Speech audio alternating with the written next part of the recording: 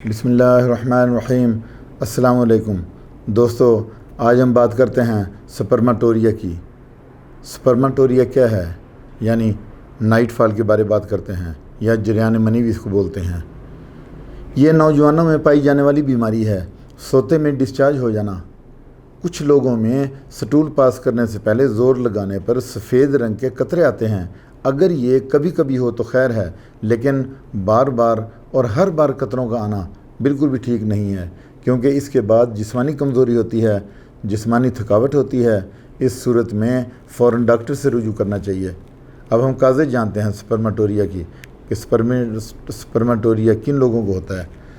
دن رات ذہن میں گندے خیالات چلتے رہنا، جس کی وجہ سے جریان منی ہوتا ہے، جسے نائٹ فال بھی کہا جاتا ہے۔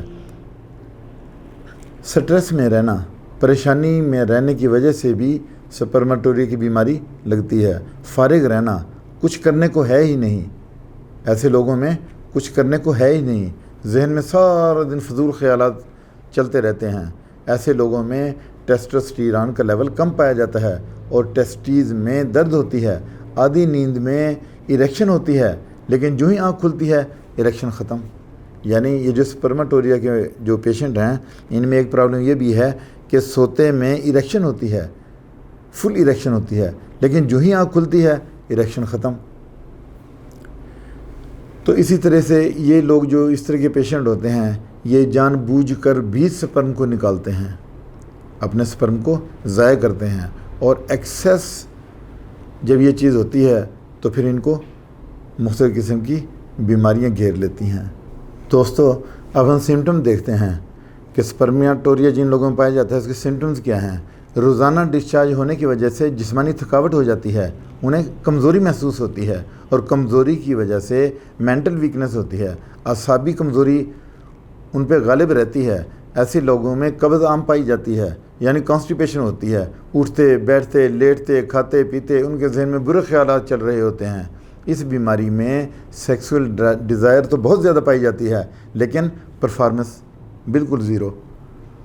یعنی یہ بیماری جو سپرماٹوریا کی بیماری ہے، اس میں سیکسول ڈیزائر تو ہے، خواہش تو ہے بہت زیادہ، لیکن جب پرفارم کرنے لگتے ہیں تو سیکسول ڈرائیو ان کی زیرو ہے۔ ایسے لوگ بہت زیادہ ڈریم دیکھتے ہیں، خوابوں کی دنیا میں رہتے ہیں ایسے لوگ، اور انہیں خیالی لوگ بھی کہا جاتا ہے۔ اب ہم ٹریٹمنٹ کی طرف آتے ہیں کہ اس کا ٹریٹمنٹ کیا ہے۔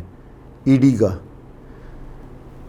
تو سب سے پہلے جو میڈیسن ہے وہ ہے کونیم میک 30 پوٹینسی میں۔ یہ ایریکٹائل ڈسفنکشن جن لوگوں میں پایا جاتا ہے، کمزور لوگوں کی میڈیسن ہے، جو سیکسول ڈیزائر جن میں بہت کم پائی جاتی ہے، کونیم میک 30 پوٹینسی میں۔ دوسری جو میڈیسن ہے وہ ہے ایسڈ فاسٹ 30 پوٹینسی میں۔ ایسڈ فاسٹ 30 پوٹینسی میں کمزور لوگ خود ہی اپنے سیمن جو نکالتے ہیں، یعنی ہینڈ پریکٹس کرتے ہیں، اس سے ان کی صحت پہ بہت برا اثر پڑتا ہے، اور ایریکٹائل جو ڈسفنکشن ان کا بالکل سیکسول ڈیزائر ختم ہو چکی ہوتی ہے، بہت کمزور ہو چکی ہوتی ہے۔ پھر تیسری میڈیسن ہے کلیڈیم 30۔ کلیڈیم 30 میں کیا ہوتا ہے کہ یہ ان پیشنٹ کی ہے جن میں لیک آف ڈیزائر پائی جاتی ہے۔ پھر اس کے بعد آرم میٹ 30 پوٹینسی میں ہے، یہ بھی اریکشن کو مینٹین کرتی ہے، اور ویکنس جو پائی جاتی ہے، سیکسول ویکنس، اس کو ختم کرتی ہے۔ یعنی ذہن جو ہے برے خیالات سے بھرا ہوا ہوتا ہے ایسے لوگوں کا۔ تو اس میں پہلے بتا چکا ہوں کہ سب سے بہترین طریقہ تو نماز ہے۔ نماز برائی سے روکتی ہے۔